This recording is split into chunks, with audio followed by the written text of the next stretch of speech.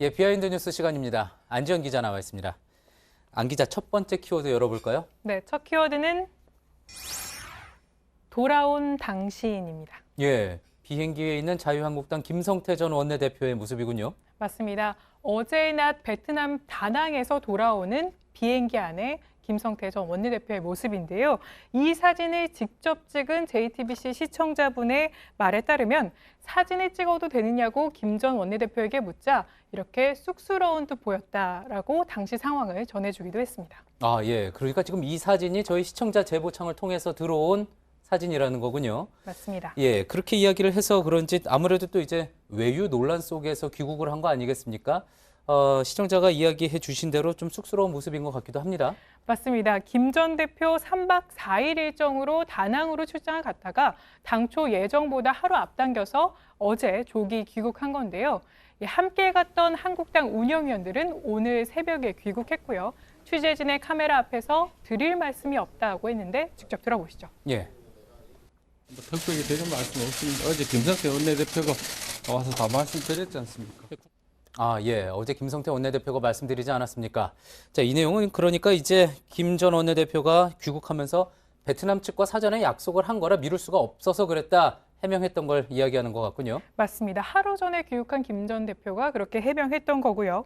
이번 다낭 출장은 한 베트남 양국 교류 협력을 강화를 앞세워서 다낭 무역관을 방문하고 이 교민들을 만나는 일정 등으로 이루어졌습니다. 예. 그런데 국회의원들 출장 자체를 문제 삼을 수는 없겠지만 이번 출장이 더욱 논란을 빚었던 건 본회의에 불참하고 출국했기 때문이었는데요. 특히 이번 본회의는 이른바 김용근법과 유치원 3법 처리 여부가 걸려 있어서 더욱 주목받은 바 있었고요. 예. 특히 신보라와 곽상도 두 의원은 두 법의 관련 상임위인 환노위와 교육위원인 만큼 더욱 논란이 된 바 있었습니다. 예, 그렇군요. 자, 출장을 갔다가 또다시 일찍 돌아온 그런 의원들도 있다고 하죠?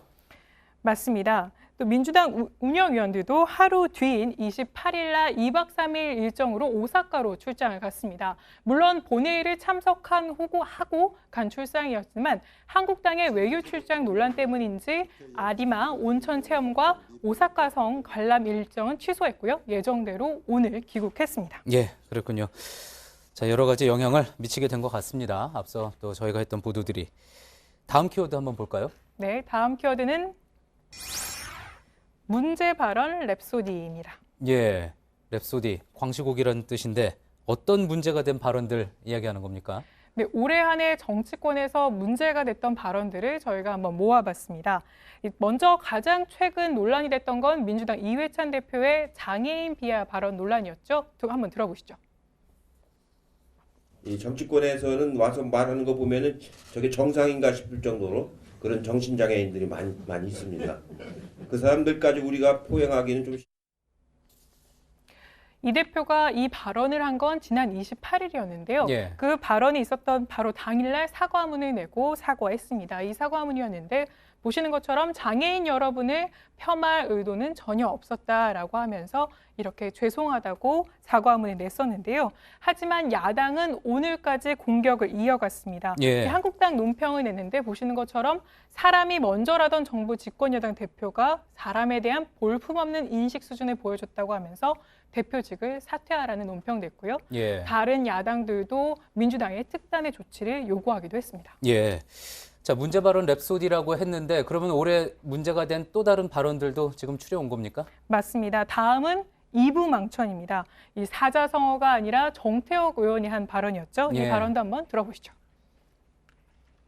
목동 같은 데 잘 살다가 이혼 한 번 하거나 직장을 잃으면은 저 부천 정도 갑니다. 부천 있다가 또 살기 어려워지면은 그럼 저기 그 인천 가가 중구나 남구나 이쪽 갑니다. 예. 뭐 잘 기억이 납니다. 이혼하면은 부천 가고 망하면 인천 간다. 이 말을 줄여서 이부망천이라는 말이 나올 정도였잖아요. 정태욱 의원이 결국 이후에 해당 발언 사과하고 또 한국당을 나가지 않았습니까? 네, 맞습니다. 이 발언이 계속 논란이 되면서 한국당에서 윤리위를 소집했고요. 그런데 소집하기 전에 정의원이 자진 탈당한 바 있었습니다. 예. 이후 인천 시민들로부터 고발을 당하기도 했었는데요. 무혐의 처분이 났고요. 지난달에 정의원은 한국당에 복당 신청을 한 상태입니다. 그렇군요. 또 다른 발언이 있습니까? 네, 마지막 발언인데요. 마지막 발언은 한국당 이은재 의원의 발언입니다. 일본식 표현을 해서 실시간 검색어에 오르기도 했었는데요. 이 발언도 한번 들어보시죠. 아니, 차분하게 하는데 계속 중간에서 지금 계시해 주신 거 아닙니까? 네, 방해라는 표현을 일본식으로 한 건데요. 당시 상황은 교문위 위원장이 자신의 발언을 제지하자 이렇게 말했던 겁니다. 예.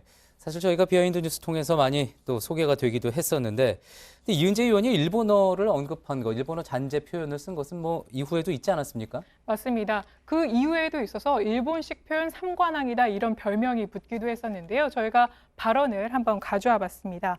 보시는 것처럼 지난달 7일이죠. 예결위 전체회에서는 이렇게 방해라는 일본식 표현, 야지를 놓는 의원은 퇴출해달라 이렇게 얘기한 바 있었고요.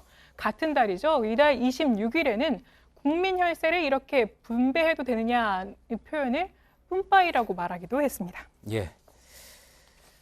그래서 이 의원은 논란이 되자 이 속기록 발언, 물론 겐세이 발언은 사과를 했고요. 이후에 예. 일부 표현은 속기록을 수정하기도 하고 후폭풍이 만만치 않았습니다. 예. 어떻게 보면 비하인드 뉴스도 올해 가장 논란이 됐던 이야기 세 가지를 이제 추려가지고 마지막으로 전해드렸다고 볼 수가 있겠군요. 잘 들었습니다. 한 해 동안 또 수고 많았습니다. 비하인드 뉴스 안지현 기자였습니다.